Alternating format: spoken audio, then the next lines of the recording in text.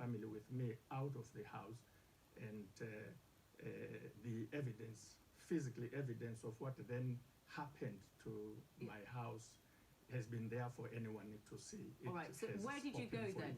Where did you go? Reports are that you went with your family to Robert Mugabe's mansion and that they were allowed to stay, but you were refused. Is that what happened?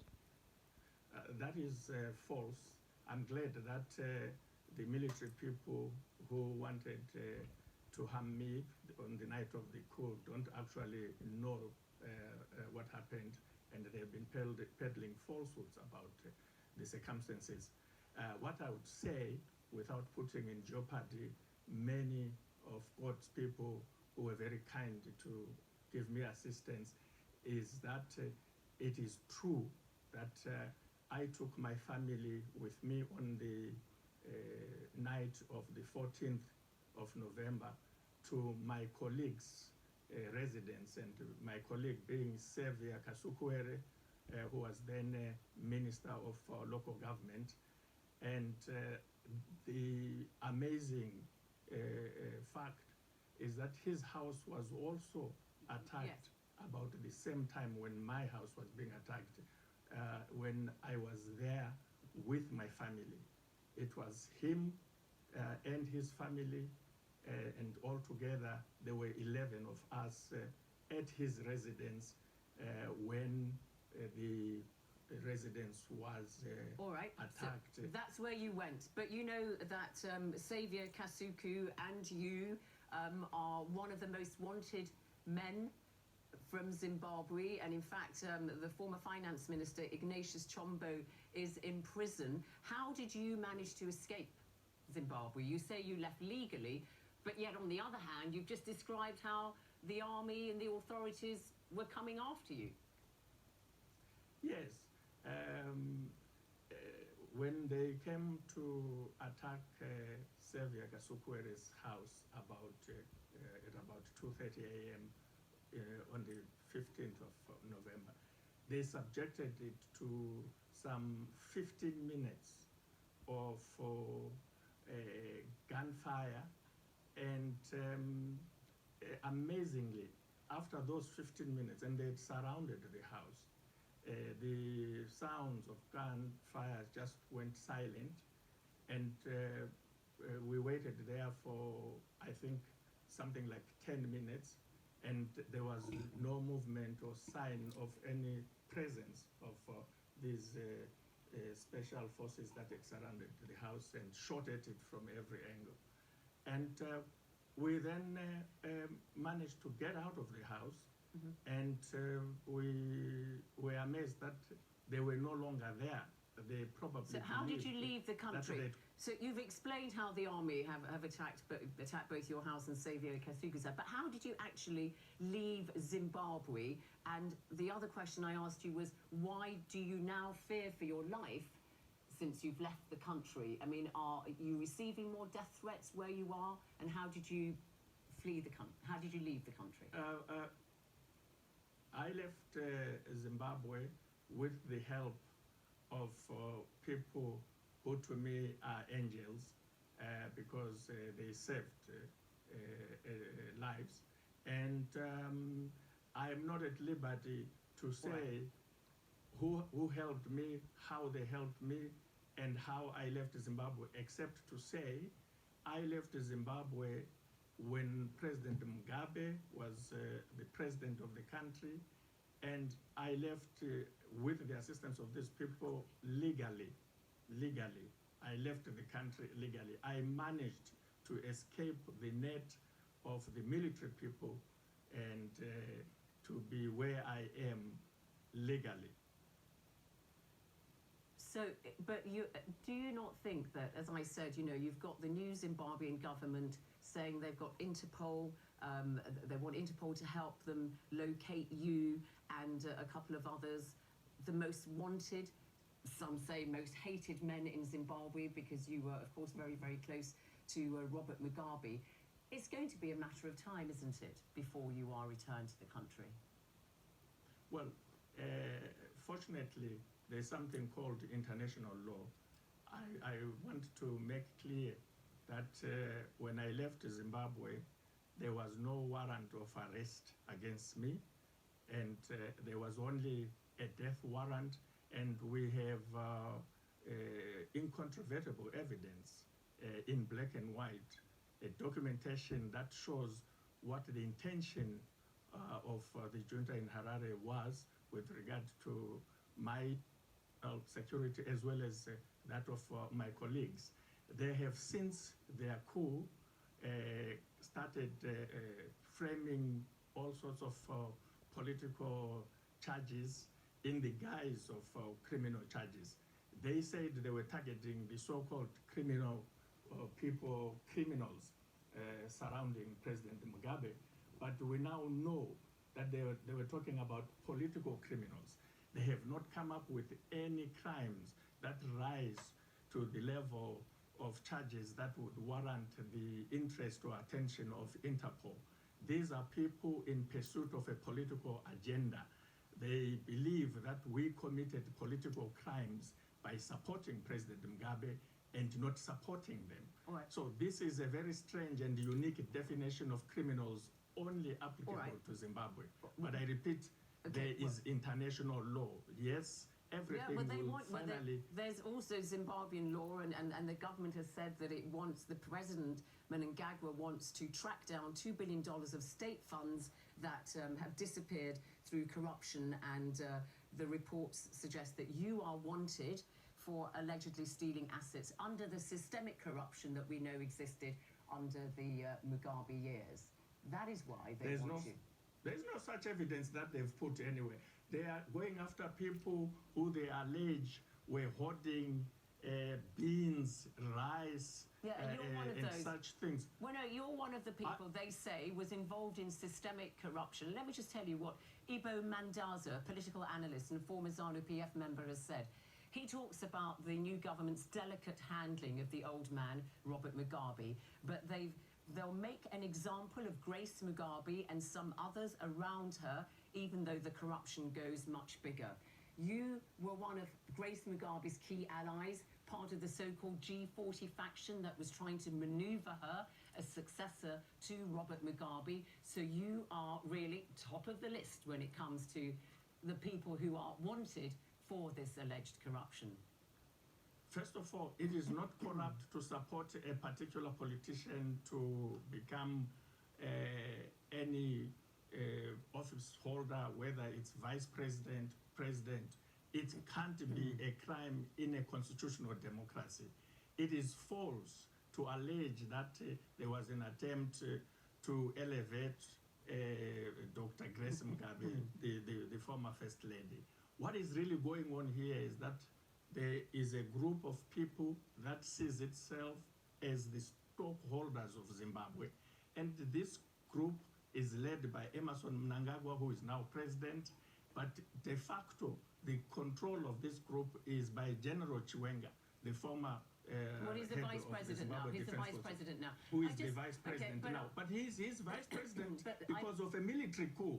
He has not been voted into that office. No, but the if you grab power by force, can I just say, you then must find excuses to justify that grab. And this is what they are doing. You are questioning the Emmerson Mnangagwa, the new president. World reaction has, by and large, welcomed him. Rex Tillerson, US Secretary of State.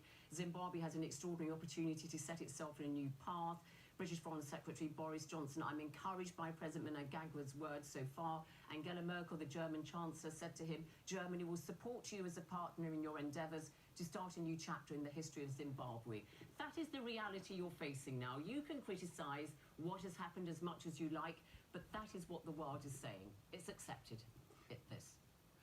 Yes, it's not the world which chooses the leaders of Zimbabwe. Zimbabwe has a constitution, and Mnangagwa and Chiwenga, they know only too well that they have come into power via the bullet and not the ballot.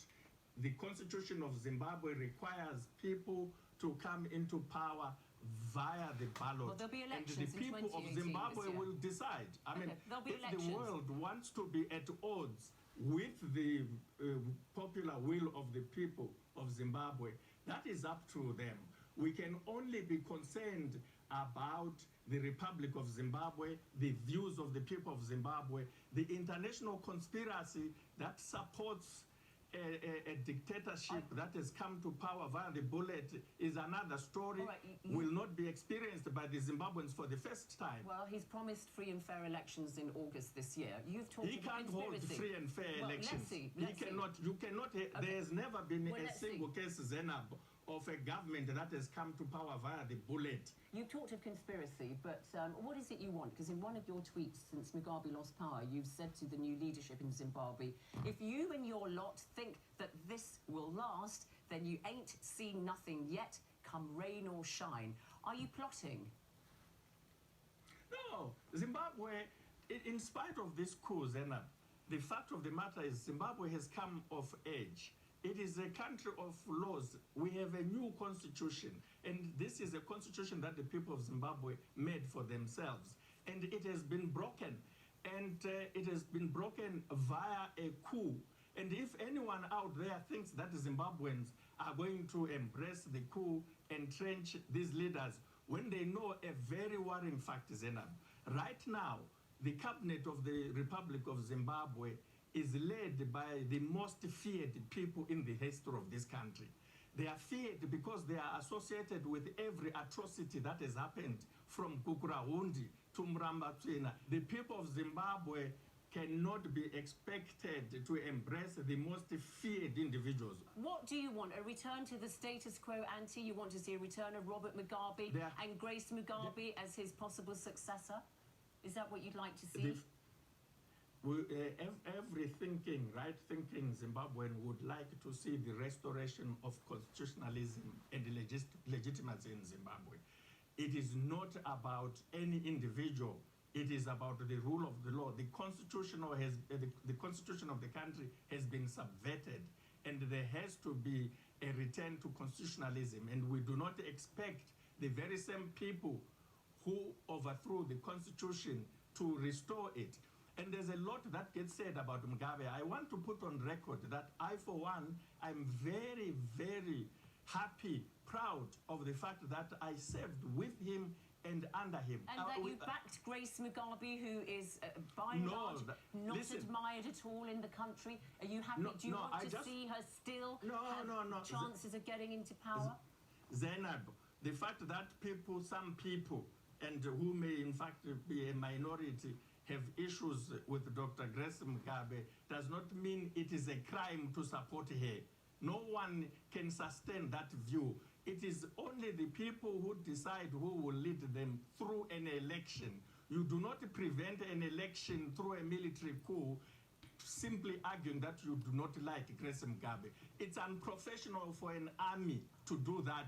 The Zimbabwean army under Chiwenga has joined the ranks of banana republics where military individuals intervene because they don't like this individual, they like that individual. They've reduced our country into a country of good guys versus bad guys. Have you spoken? Yeah, I mean, as far as I'm concerned,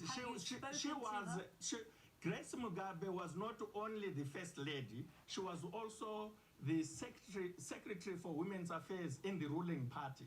And that position, Zainab, is a very serious position. And as a leader, a top leader in the party, she was entitled, one, to discharge a program, and two, express her views about who should occupy whatever office. She was entitled to that. Have you spoken to her? Have you spoken to her? She's not been seen since the removal of her husband from power. Have you spoken to her, or for that matter, Robert Mugabe?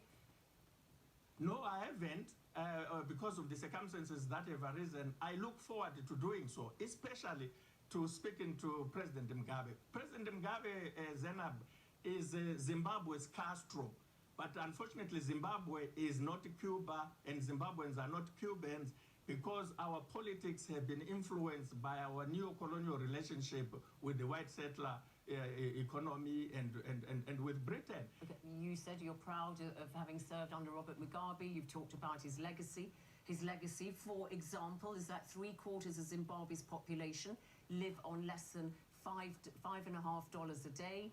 A quarter of Zimbabwe's children under the age of 5, 27% of them, experience stunted growth.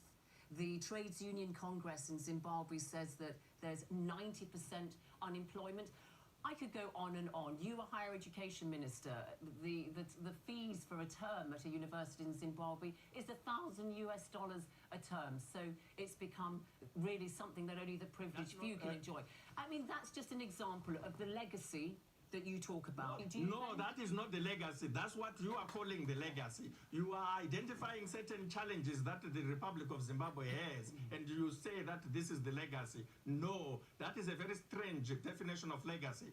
We accept, as we did even as we were in government, that there were challenges facing the country. We know what the reasons for some of those policy challenges are. But unfortunately, the president put faith in the people who have now turned against him and who used his assignment of responsibility to in fact plot his downfalls. But you were part of a government, as I said, yes, which this current government says now that you were part of the systemic corruption. We've heard press reports of your lavish home in Harare. My home is a very modest home in the neighborhood. There's nothing extraordinary about it. It's described as lavish. Built that house when I was not in government. I worked very hard in order to get that house built. I am very proud. You people can create as many stories as they want, but the truth of the matter is you will not find a single case where I took a cent to build anything for myself or my family. Are you talking to an intermediary about your own future and whether you can make some kind of deal, immunity from prosecution? You cannot discuss those issues with an illegal regime. And an illegal regime is one that comes into power against the Constitution, in violation of the Constitution. That regime may be in effective control of the territory, but it is an illegal regime. It is an illegitimate regime. They came in saying they wanted to have elections within 6 months. We know that when Mnangagwa and Chiwenga went to Morgan Tsvangirai's house, and Morgan Tsvangirai, the opposition leader in Zimbabwe, they pretended that they were concerned about his health and so forth. But we know they wanted to negotiate with him to postpone elections for at least 3 years. Let's talk about you. What will you do? They are afraid of elections. They don't want to have free and fair elections. What will you do? Credible elections. What will you do? Sorry? What will you do? Do you want immunity from prosecution? Do you want to go back to Zimbabwe? We would, every Zimbabwean who cares about the country would like to see a return to constitutionalism. That is the fundamental. We must have the rule of law. The army deployed itself in Zimbabwe when the constitution says only the president can deploy it. Now, when you have people who have deployed themselves, taken over all the institutions of the state and government, you don't discuss immunity with them. But if you were to be offered it, would you go back? If you were to be offered it, would you go back? When the devil offers you immunity, you would be a fool to enter into what is called a Faustian bargain. So what will you do? Where will you live? I mean, there have been press reports that you asked the Kenyan authorities for asylum and that this was refused. Where will you go? But these are false reports. These are false. You know, there have been all sorts of reports fishing for my whereabouts. I want to tell you, Zena, what you know. You can't have people become stateless just because some individuals have grabbed power in their home country. That's not international law. We do not live in the jungle anymore. So these questions will resolve themselves in the fullness of time. So how is Jonathan Moyo going to live? Be forever a fugitive on the run? Where are you going to live? You cannot be a fugitive. I want to remind you, when I left Zimbabwe, there was no warrant of arrest against me. I did not run away from any warrant of arrest. I ran away, if you want to use those terms, from a death warrant, an unlawful attack on my house by military people. There is no one anywhere in the world who will simply sit there and say, come and attack me, come and kill me. You do not implement justice by sending armed soldiers to attack a civilian residence. So I'm not bothered about that question because at some point, the rule of law and constitutionalism will speak. Zimbabweans are already demanding, they want to know what happened to President Mugabe.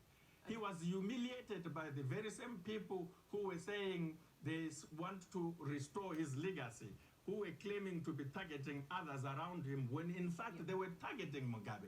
And they targeted him in a very humiliating and totally unacceptable way. Zimbabweans there, forget about me. Zimbabweans in the country are asking fundamental questions about what happened, why it happened, and they wanted to see restoration of the rule of law, constitutionalism in Zimbabwe, and they will get it. Jonathan Moyo, thank you very much indeed for coming on Hard Talk.